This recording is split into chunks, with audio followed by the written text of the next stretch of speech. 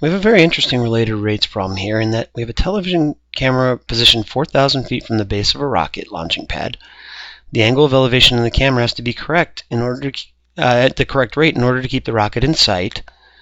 And we also have to take into account the increasing distance between the camera and the rocket to maintain the autofocus. So we're going to assume the rocket rises vertically. So first, let's just get our situation going. So here's our 4,000 feet. Maybe our rocket is here. And we're over at this point. And so that rocket is going to take off. So that little arrow will be our rocket. And so here's basically our situation. The 4,000 feet is static. The height of the rocket is something that's going to be changing. So let's call it h. Something else that'll be changing, the distance between us or the camera, and the rocket. Maybe let's call that r. And the other thing that'll be changing is the angle of elevation. So we've introduced our situation, we've introduced our variables, we can start to come up with relationships. In part B, what we're going to do is come up with a relationship between the angle of elevation, so the angle of elevation of the rocket, and the height of the rocket. Now if we look here, h is the opposite side, and we'll want to use 4,000 because it's static. We don't want to deal with more variables than we need to. So we got the opposite over adjacent side, so tangent theta equals opposite over adjacent, h over 4,000. And to make it a little simpler, let's go ahead and just solve this for theta using an inverse tangent. So an arctan, so tangent inverse of h over 4,000. Alright, now it also asks us to come up with a relationship between the rate the angle's changing and the rate the height is changing. So that means we're going to differentiate both sides with respect to time. So d theta dt, because the derivative of theta with respect to time is just d theta dt. Now we're going to have to do a chain rule. The outside function is an inverse tangent, or an arctan. Remember, the derivative of arctan is 1 over 1 plus whatever you're taking the arctan of. In this case, it's h over 4,000. Times the derivative of the inside. So times the derivative of h over 4,000. So times 1 over 4,000. Times the derivative of h with respect to time is dh dt. Alright. Oh, sorry. This is 1 over 1 plus what's inside the arctan squared. There should have been a squared there. My mistake. And so there's our relationship. It's not pretty, but we've got a relationship between the rate that the angle is changing and the rate that the height is changing. C asks us to do something similar, except now it wants us to come up with something for r here. Well, notice what we have is a right triangle. So r squared is equal to 4,000 squared plus h squared. Again, I think we could do the related rates problem like this, but let's go ahead and solve it for r. So r equals the square root of 4,000 squared plus h squared.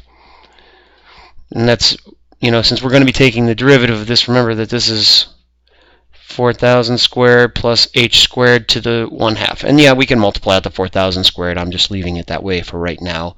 We'll need it later. So what we'll do now is we'll go ahead and take the derivative of each side with respect to time. So that just becomes dr dt. So just to mention it, if I had done it from here, that's not a problem. It's actually a very easy derivative, but r will still be in my related rates problem, which means I have to go back and find r at some point. Not a big issue. I just decided I want my dr dt to only be in terms of h. Now here, my derivative outside, I pull the 1/2 down, so 1/2 times 4,000 squared plus h squared to the negative 1/2, now times the derivative of the inside, which is 2h dh dt. Alright, and we can clean this up a little bit. For instance, these 2's will cancel, And so we're going to get dr dt is h over the square root of 4,000 squared plus h squared times dh dt. So we've set up our two related rates equations. Now we're ready to go do some work on these. So part D says, how fast do we need this angle of elevation changing at the moment that the rocket is 3,000 feet in the air? So that means we're looking for d theta dt when h equals 3,000 feet, and the height, and it says to assume that the rocket is going up at a constant rate of 600 feet per second. We have our formula. It is now just a matter of plugging in our values. So we're going to have 1 over 1 plus h is 3,000, so 3,000 over 4,000 squared times 1 over 4,000 times 600. What's really nice is since we identified these values, we really are just plugging into our formula. Evaluating this, we get that d theta dt, when all is said and done, comes out to be exactly 12 over 125, or if you want to do it as a decimal, 0.096. This is going to be in radians per second. Okay? We're in radians in this problem. If we wanted to, we can convert that. That actually comes out to about 5.5 degrees per second. If we wanted to have it in degrees, and just multiply by 180 over pi. Now, we also want to figure out how the distance is changing. This dr dt is going to be changing at various heights. Again, we're going to assume that the rocket's going up at 600 feet per second. So dh dt is still 600. Well, look at what happens. Because of the way the h's are, these are going to be pretty similar answers. So we're going to have a dh dt here, and now if h equals 3,000, dr dt, just calculating it from our model here, comes out to be about 600. It's going to come out to be 600 times our h is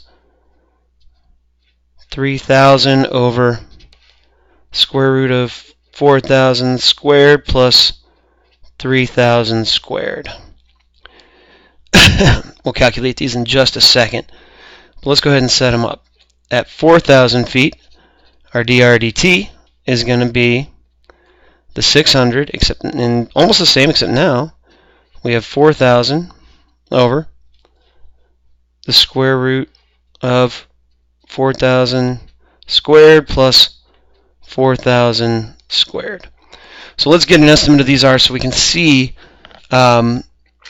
which one is going to be greater. So if we calculate this, we have 600 times 3,000 divided by the square root of 4,000 squared